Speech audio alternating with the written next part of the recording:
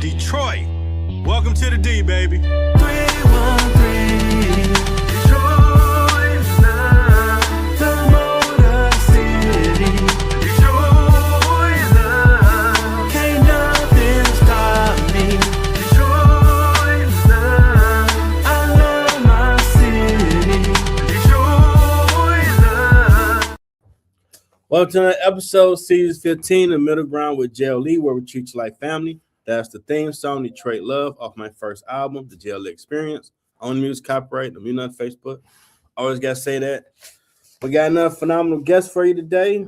We have International Development Finance Coach, Small Business Consultant, author of Mississippi, an Open Letter, ECPI University Adjunct Professor, Looking Further LLC Founder, CEO, Fractional CFO, and Doctoral Candidate, Stephen Lucas. Welcome to the show, sir. Oh, my bad. Hold on. Gotta get you right. Where we at? Wait a minute. There we go. There we go. I'll be forgetting that part. You muted. I'm mute. All right, cool. My apologies. No problem, brother. Nah, thanks for having me. I appreciate it. Absolutely. First question, what led you to this path? All right, so the international business path really kind of birthed as a kid. So I don't know if I'm dating my age, but so I grew up watching the National Geographic Channel, the Discovery Channel. Okay. They always show videos of different countries, different cultures, how people were living, and that always, sparked my interest. I mean, I grew up just like any other, African American kid, especially from the South of Mississippi, thinking, pro sports is the way to, advance in life and careers.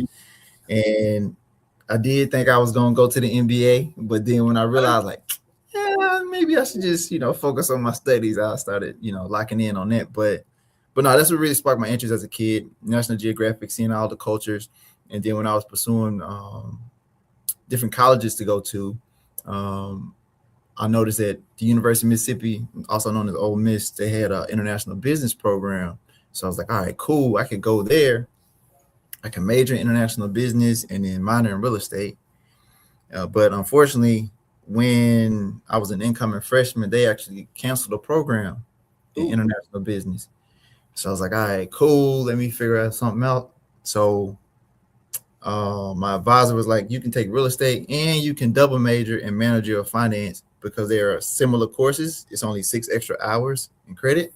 And I was like, all right, cool. I'll do that. That sounds good. And then I'll minor in French because I was like, one day I'm going to get into international business. Okay. And so a lot of folk wasn't really understanding that, especially coming from where I'm from, it's a majority African-American community, county. Like, why you want to do that? Especially what you see on the news when they show foreign places or things that's happening abroad, they always show the negative thing. And so I was like, it don't matter to me. I'm still interested. And I was fortunate my junior year to do a internship in Washington, D.C. It was like, you remember the show Real World on MTV? Yeah. It was like that. It was like a whole bunch of us in one house. We didn't know each other. All trying to do an internship in the nation's capital. And it was like, you got to find your own internship. And so I was able to start with the Development Finance Institution, OPIC at the time, Overseas Private Investment Corporation. And that kind of just expanded my eyes into like, oh, this is really a thing. I can really do this. You know what I mean? And from there, I just kind of maneuver my way through that path, man. I had to kind of trailblaze my own path, so to speak. Okay, that's awesome. So what is Looking Further LLC? So Looking Further LLC is my company. I just founded back in August. So last year in the Trump administration, when they were first coming onto the scene last year, I had actually just started a position with the U.S. Agency for International Development. I had took a couple of years off from international business and development for the birth of my daughter. I didn't want to have to travel a lot, being a first time parent. It's a big difference being in Egypt trying to get home versus being in Texas trying to get back to America. Absolutely. It's not a skip and a hop, you know what I mean? So Absolutely. I was like, man, let me chill out for a little minute and see what that's like. But maybe I would say maybe after I took my paternity leave, I kind of got the itch again to get back into international business, because it really gave me a time not only just to be with my daughter and bond with my daughter, but also gave me time just think about life in general and my next career moves. And so yeah, once that happened after my paternity leave, I started applying for different opportunities abroad as well as domestic that's involved in international business. And then I accepted a position with USAID I was a contractor with USAID back in November of 2024. And I was going to start the top of January. So I was like 2 weeks in January 2025. Mm-hmm. Executive order started flying. I caught a stray. Got the layoff in February of last year. And so, but at the time I was going through my fast, my Daniel fast. So I wasn't really paying attention to what was going on externally, outside noise and news. I was kind of locked in on that. And so my mindset was like, all right, cool. God must got something better on the way. So my plan, even from the jump, I was like, all right, I was going to start this new gig, get familiar with it, and then pick up my my doctoral classes in the spring. And so I was like, with that happening, I was like, I'm gonna still stick to the program. Of course, I'm gonna apply to opportunity just like everybody else. And so in my doctorate program, one of my assignments was to do a feasibility analysis. What a feasibility analysis or a study is basically the analysis or research you do before you even get to the business plan. So you really just trying to validate the idea of that particular business model. And so I was like, all right, I'm going to do a feasibility study on what I used to do pro bono. So I used to do the kind of work that I do now, for pay now, for profit now. I used to do it pro bono during COVID. I used to reach out to people in my network, colleagues, classmates. I was like, hey, let me look at your financials and do a financial model forecast for you. So you can see what your projections look like in 6 months, 7 months, a year or 2 years, especially if you're trying to scale your business or even do like a startup. And so I was like, let me take a real in-depth analysis and, get like a 2-for-1, get a good grade on my assignment and, do something that's applicable to me right now. So it went over well with my professor. He was like, Stephen, this is the epitome of e-entrepreneurship. And I was like, all right, cool. And so after my 100th application, I didn't hear back from nobody from like different opportunities. I was like, all right, I'm going to go full throttle with this. I had pitched the idea to my wife to do my own thing. And she was like, if you want to do it, do it. Much respect to my wife. I love her. She's my favorite person. Shout out to wife. Yeah, for sure. And so yeah, man, I got linked up with the business coach with the Small Business Development Center of Maryland. They have them all nationwide, SBDC entities. And I showed him my feasibility study. He thought it was a good idea. He was like, man, this is good work. You should convert it to a business plan. So I was doing that while finishing up my doctorate class in entrepreneurship. And then I launched it in August. And I kind of been hitting the ground running ever since then. And so fortunately, it's so crazy, man, because honestly, I mean, this too, as an entrepreneur and the various businesses that you're a part of, there are moments when you ask yourself, like, what is this? You know what I mean? Especially when you first starting off, I was like, what is this? What is happening? And then as always, by the end of the week, God kind of like give me a sign like, hey, you're on the right track. Like, just keep going. Just keep going. And so I kept getting those every week, whether if it's somebody hitting me back that I reached out to maybe 2 weeks ago, for a conversation or for a potential business collaboration. And And now I'm really starting to see the fruits of that labor. So I'm doing presentations with small business incubators in the state of Maryland, getting in front of small businesses, micro entrepreneurs, Nice. showing them the importance of financial model projections, how important that is for your strategic planning, as well as gaining new business or investments from potential investors. But yeah, it's definitely been a journey, and I basically just picked up where I left off when I was doing this pro bono when I had free time, and just converted to a full-fledged business. So I'm able to work with different companies and businesses from different industries. That's what I like about it, because everybody needs an income statement, everybody needs a balance sheet and cash flow. Oh, there And you go. a lot of folk from what I seen, all right, my southern draw coming out now. No, man, you tell them accounting class have nightmares real quick.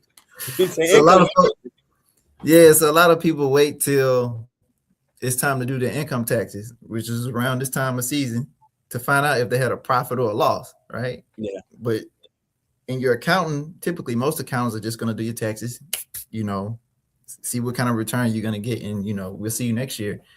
But it depends. I don't want to say all, because I want to put everybody in one bucket, but typically, when in terms of like seeing what you expect to make in 6 months or a year or 2-3 years down the line, they're not really providing those type of services. So I kind of fill in the gaps for small businesses who don't have that capacity to hire a full-time CFO, and show them what their potential could be based on certain projections that we work together on. So that's how it kind of came about.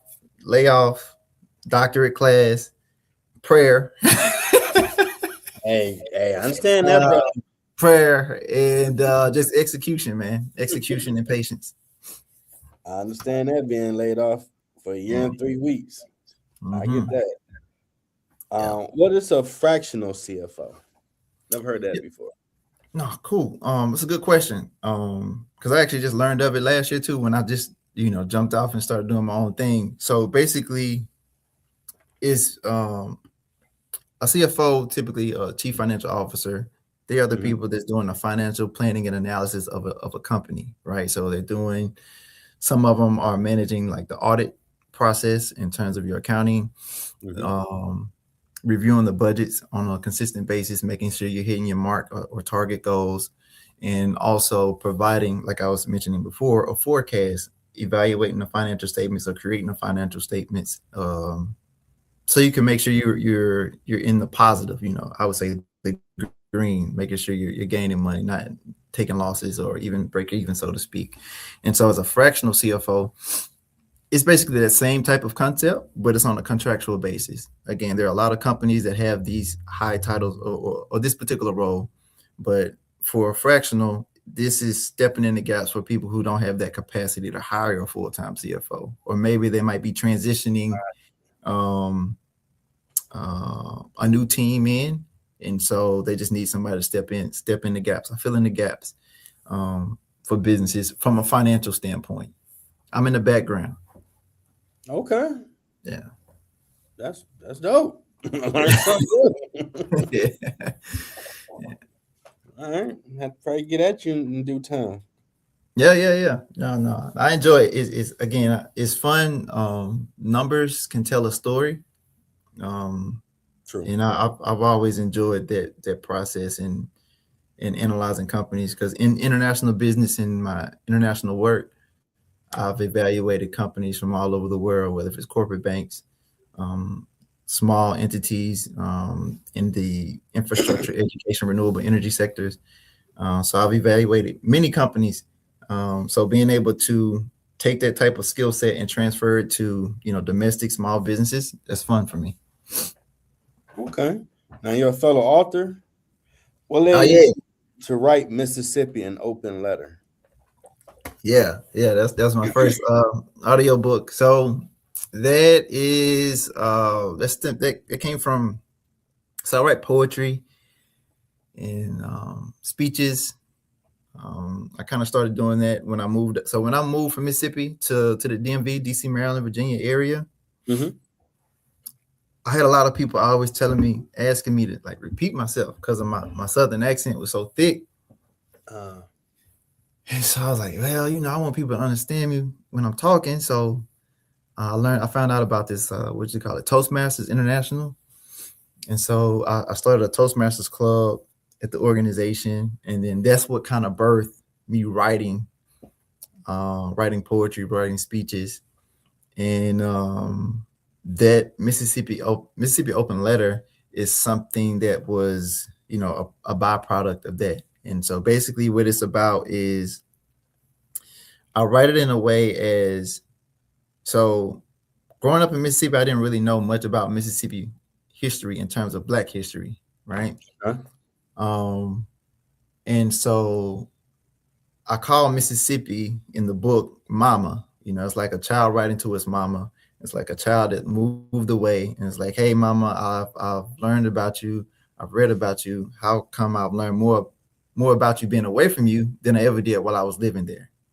So I'm having a lens of like a child talking to his mother, realizing there's a lot of things that I didn't know about while growing up in the state, and asking the state why, or asking my mother why, Mississippi that is, why I never knew these things. After I'm a huge autobiography buff, so I was read about Medgar Evers, Fannie Lou Hamer, man, the list goes on. Frederick Douglass, of course, Sojourner Truth, Harry Belafonte autobiography. So a lot of autobiographies I've read, and I've always seen Kwame Ture. All these people, man. But Malcolm X. Malcolm, oh yeah, for sure. Yeah, Malcolm X for sure. But everybody touched on Mississippi in some form of fashion. Okay. And so that's the kind of history and stuff that I didn't know about, while growing up there. And I learned about it, being away from reading all those books. And so that's pretty much is an open letter, like, talking to Mississippi about things that I didn't know happened. And then also towards the tail end of it, I give room for hope in like the I don't want to say the rhetoric, but how it is perceived, how Mississippi is perceived, in terms of education, poverty levels. And I kind of speak hope towards the latter parts of the letters as I break them down. Because my first time overseas, I was in London, and I was wilding. I did this. No, I'm saying I was wilding because it's random, like, what's this called? Meetup. You remember the app Meetup? They still probably got it. And I was looking for Black professionals in London. I was like, maybe I can just go and just hang out, see what they're about. And so I actually did that. I'm solo dolo. Never been out the country ever. And I'm over here just going to some random place, meet up young Black professionals in London. And so okay. But now when I connected with them, there was what their image of Mississippi all came from, like movies, like what's that movie? Burning Mississippi or something like that. Mississippi Burning. And so all of like media, how it is portrayed. And I was like, nah, I mean, I ain't even like that. You know what I mean? I ain't grew up on no farm. I mean, my roads paved. You know what I'm saying? Like, I mean, we got small towns. We got small towns for sure. It's anywhere. But it's not what they perceive it as, like from what they see in the media. So I was just trying to like dispel that. And so a lot of those experiences that I encountered there, I kind of share that in a book in some form or fashion. So yeah, that's how Mississippi Open Letter came about. But it's fun. It was just one of those things I wanted to do. Like I was like, I could do that. So I just did it. Okay. Yeah. Would you write another book? Yeah. I do plan on writing another book. So I plan on republishing all of my first works.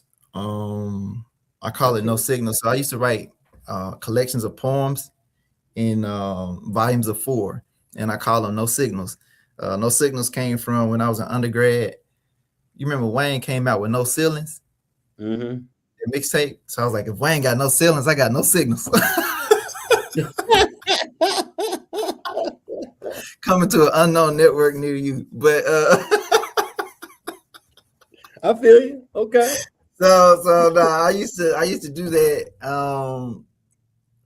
So No Signals, that was an undergrad, but I used to do that. I'm a Kappa, so I was twirling my cane, and at the end of the, I was finished twirling, I'd be like, No Signals, coming to an unknown network near you, or whatever. So when I started writing my poetry and stuff, my roommate, I was like, man, what should I name it? He was like, man, you should call it No Signals, dog. And I was like, I bet.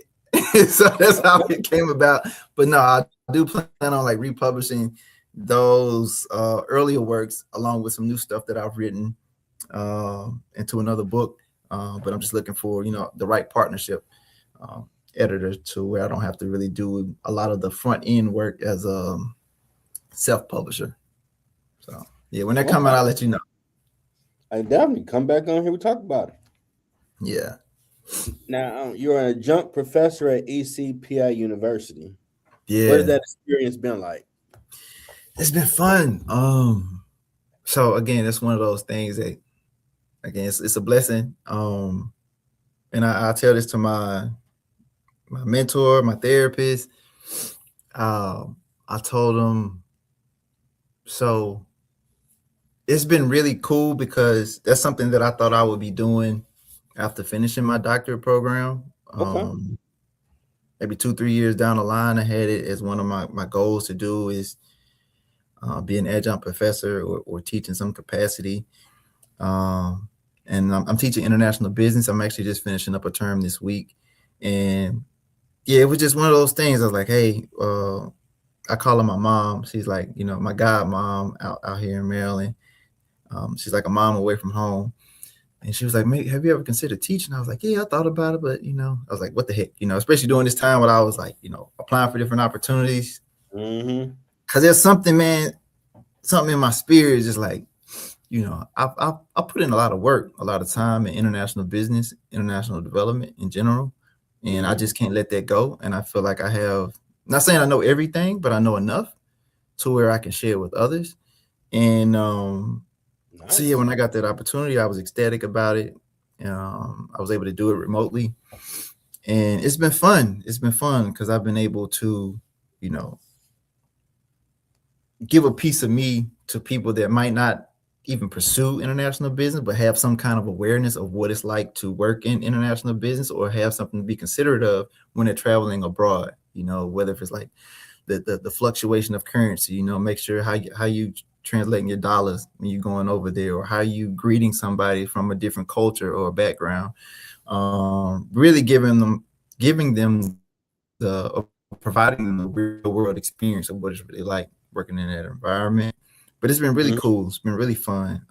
Again, it's one of those things that I thought I'd be doing some years down the line, but God was like, nah, we're gonna do this right now. Yeah, sometimes it gets sped up for you. It's been good though. Awesome. Yeah. Already. Now, was a doctoral candidate, was that your end game in learning? Well, nah, it was one of those things that was in the back of my mind for many years. So I finished my master's in 2013 in international management. And then I was like, I was done. Like I'm done with school. I'm not, but then when, again, it's always been in the back of my mind. My dad had 7 master's degrees. Wow. But he never pursued his doctorate. And so that was another part of it too. But really the driving factor was my daughter. And I was like, well, if I'm going to pursue this, I want to get it out the way before she gets into extracurricular activities. And, I really want to be present. And when she's active, she just turned 3 back in November. Nice. So I want to be like mentally, physically there, when she gets more active in things. And again, it's one of those things. I pitched it to my wife. I always get her permission before I jump off and do anything. But even prior to her, I was like speaking with people in my that I work with that has their doctorate, and just trying to get a feel for what they think about it. And so I pitched it to my wife. I was like, hey, maybe I should just apply, just see what happens. Just see. I'm just gonna apply. And so I had applied, ended up getting a partial scholar, like a 50% scholarship to the first institution that I applied to. Okay. And I was like, hey, this must be this don't happen frequently, getting that type of scholarship for a doctorate program. And it was with so it's with the International School of Management. And so it allowed me to still be involved in international business when I took that quick career pivot from international business for the birth of my daughter. So it still allowed me to be in that space. And but that's been a joy too, man. I really enjoyed that because it kept my mind working in that consistently while doing, my regular job or work. And then it also encouraged me to go back into this space, like, full time and working. So, but no, after this, I'm done. Like I'm done. I'm done. Yeah, I'm done. I thought about getting a doctorate. Like, I don't want to do no schoolwork though. Like maybe one day. Yeah, hey, just test it out. I mean, I thought I was just gonna be testing it out too, and here I am, knee deep in it. So I have about 3 more classes left before I start focusing on my dissertation coursework. Okay. And so, God willing, I'll be knocking those classes out, this year, and then all of 2027, I'll be locking in on my dissertation because my goal is to get it done in 4. Although I have up to 6 years to complete it. And typically I take maybe 2 to 3 classes a year. So last year I only took 1 because the typical time that I would do to take another, the typical time I would do to take another course, I use that time to create my own business and looking for the LLC.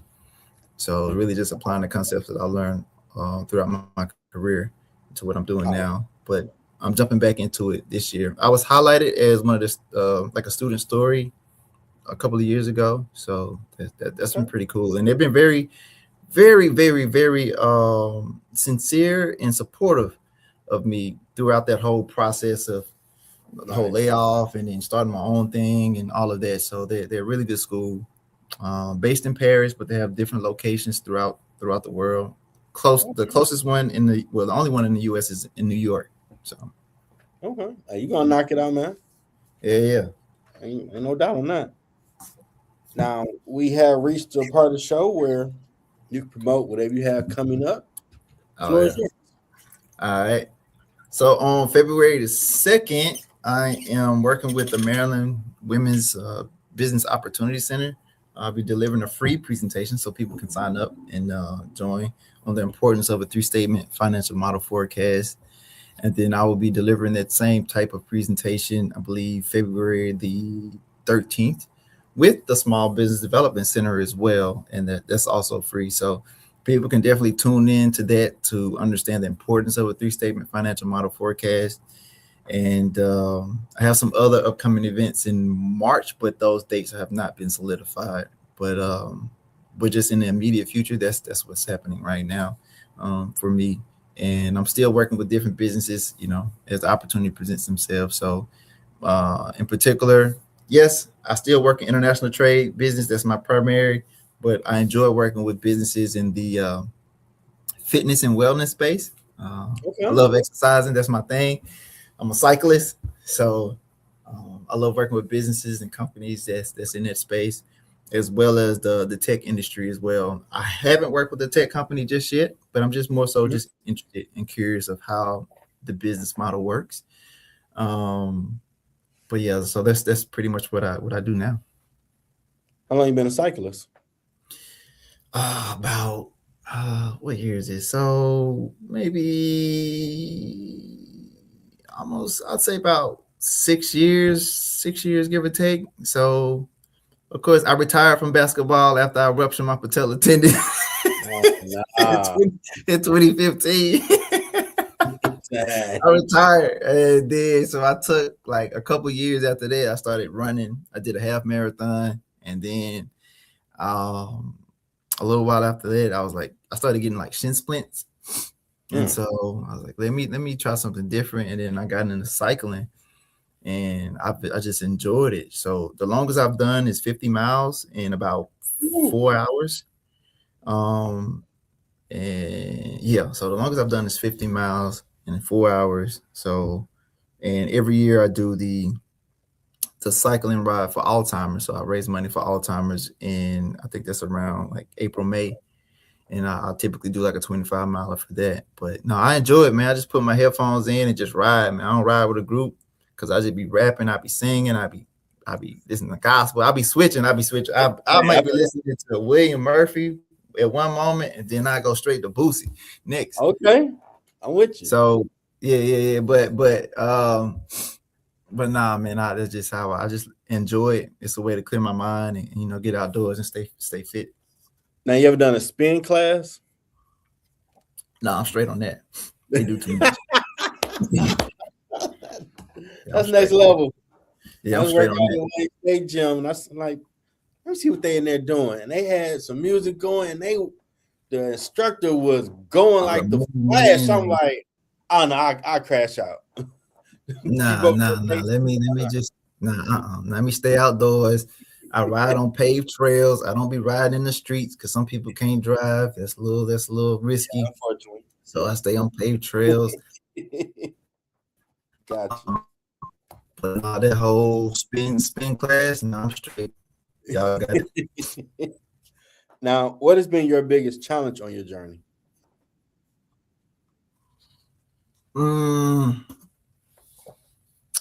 I think the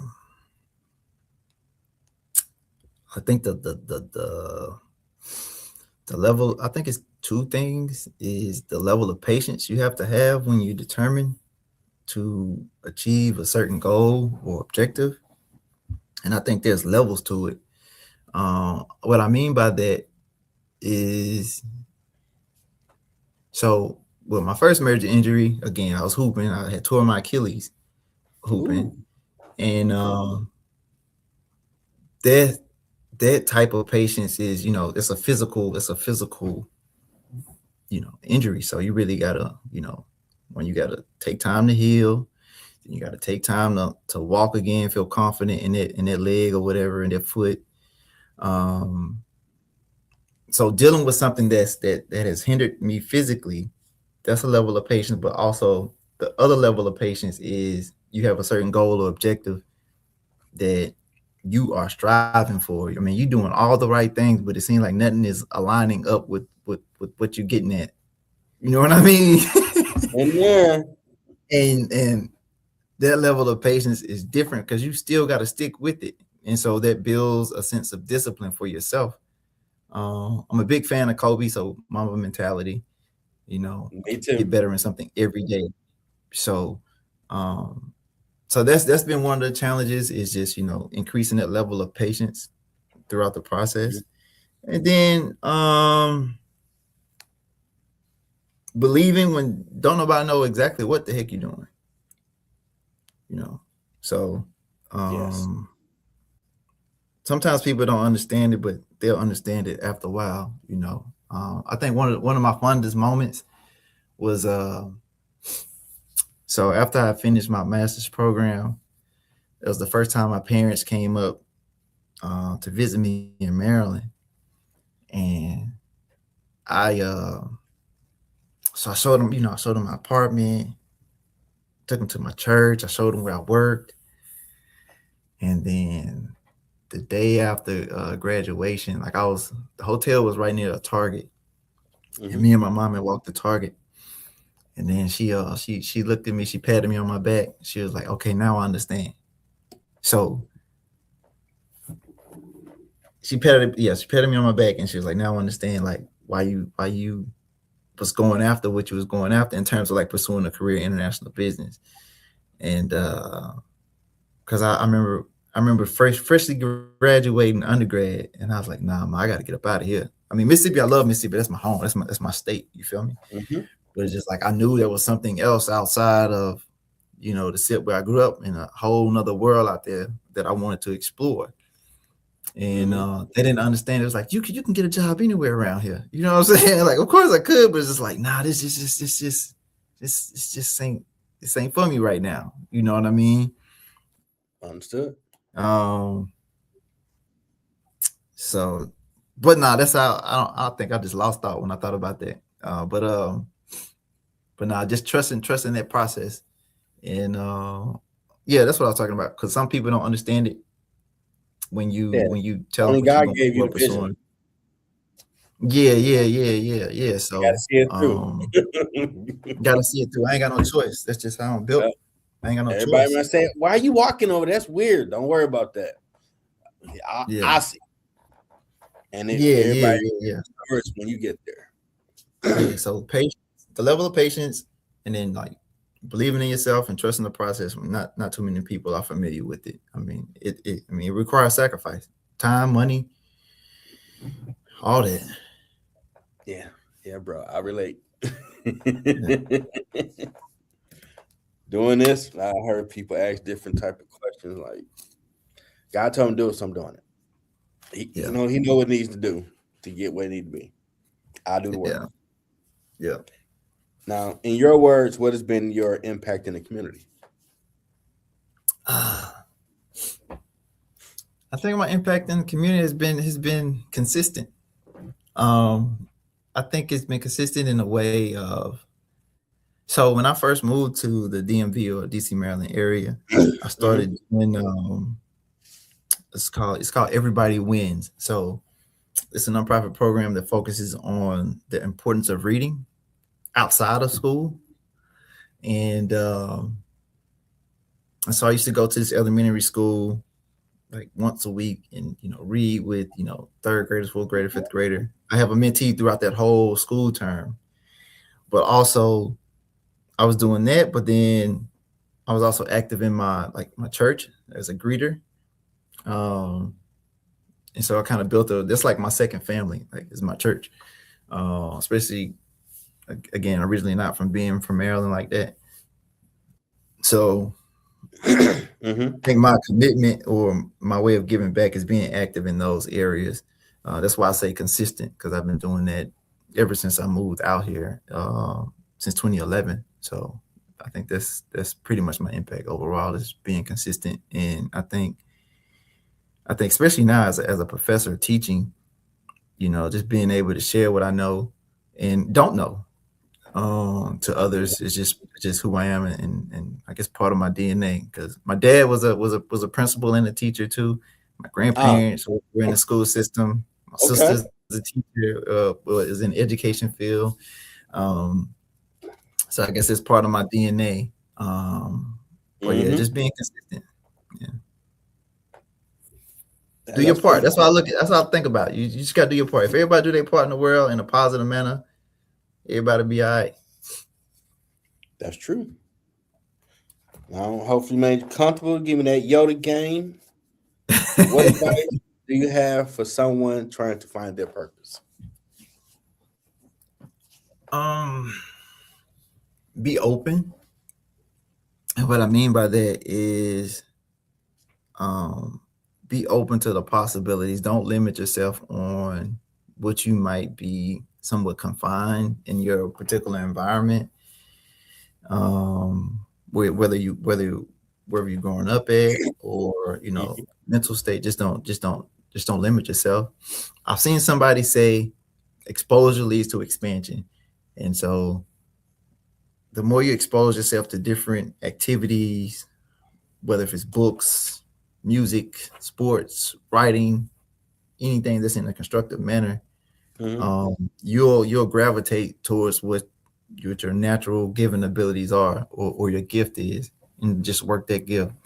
But it takes time. It takes trial and error. And even when you realize you have a gift in something, that doesn't mean you're just perfect. You're 100% perfect. Nobody's perfect. You still gonna have to work that gift just as much as if you never had it before. So I think just, again, being open to the possibilities, and then just working your way to get better every day. That's how I see it about like finding your purpose. Of course, you got to find it. I mean, in my opinion, prayer, patience, and putting in the time and the work to get better. So I apply that same method. Like, so of course, like, again, I was a hooper. So I used to go outside shooting, putting up 100 shots a day. You know what I mean? Different spots around the little basketball court. You know what I mean? I used to put up shots. And so I kind of take that same method, or even playing drums or playing music. I spend like 2 hours a day on just rudiments. You know what I'm saying? Or reading music or something, or playing. So I kind of take that same approach to whatever skill set or profession that I'm doing now. Just like I'm saying, if you have a certain gift and you realize you're really good at it, work at it every day, as much as you can. Of course, you need breaks. Everybody got a break, but once you find it, just continue to hone it and do the best you can. And I think gifts will make room for you, right? What position did you play? I was point guard. I was 1, 2, and 3 guard, man. Okay. Yeah. Interesting. I ain't played much. I was on the bench. Hey, you played, brother. Someone actually put you on the bench. They saw value because I wasn't that sweet. They gonna be like, yeah. I was like, nah. I ain't play like that. I was too busy playing street ball. Me and the coach butted heads a lot. Okay. But it's all good though. That happens. Well, how'd you like being in the middle ground? No, it was fun, man. It was cool. It was fluid conversation. Great questions you asked, and I enjoyed it. So it's all good. Awesome. If you know anybody want to share their story, we'd like to hear it. For sure. I'll definitely keep you in mind and let my people know. Okay. So I want to thank International Development Finance expert, small business consultant, author of Mississippi, an open letter, ECPI University adjunct professor, Looking Further LLC, founder, CEO, Fractional CFO, doctoral candidate, soon become Dr. Stephen Lucas. Oh, wow. Appreciate it, man. I'm just doing me. That's a lot. I got to bring out, man. We first class from. No, that's right. You're right. Hey, first time watching this show, 43 countries, all age demographics rock with it. Appreciate everybody. Right. So somebody in Russia, China is watching this. Or listening, because everybody been on Spotify too. So I always got to upload the audio because you're gonna hear it because these stories are phenomenal. No, I get to be front row, like, wow, this dude went from Mississippi. Okay. Now he teaching. That's awesome. Yeah. I appreciate it. Thanks for the opportunity, man. I enjoyed it. And look forward to connecting in the future. Absolutely. I appreciate you. And I don't have a new episode tomorrow. If anybody watched the show, be a rerun. But we're gonna talk sports in another 30 hour. So a lot of stuff to talk about because oh my goodness, these coaches hiring. This is professional, so just people know this professional show. Sports, we talk trash. It's fun entertainment. Yeah. Okay, somebody saying I appreciate you tuning in. All right. Well, y'all enjoy yourself. Be safe this weekend. I'm gonna put all this together and I'll link you on LinkedIn once I put latest episode, all your stuff to get your book and all that on there. Yeah. And everybody be safe, and we'll do it again next time. All right. All good, man. Appreciate you. Take care. Appreciate you, brother. Yep. Thanks for tuning in to the latest episode. Hope you enjoyed the show. If you want to purchase my latest products, my books and music, go to Amazon.com. I have new merchandise on the way. Like, subscribe to my YouTube channel, Middle Ground with JLE Network. Thanks for coming.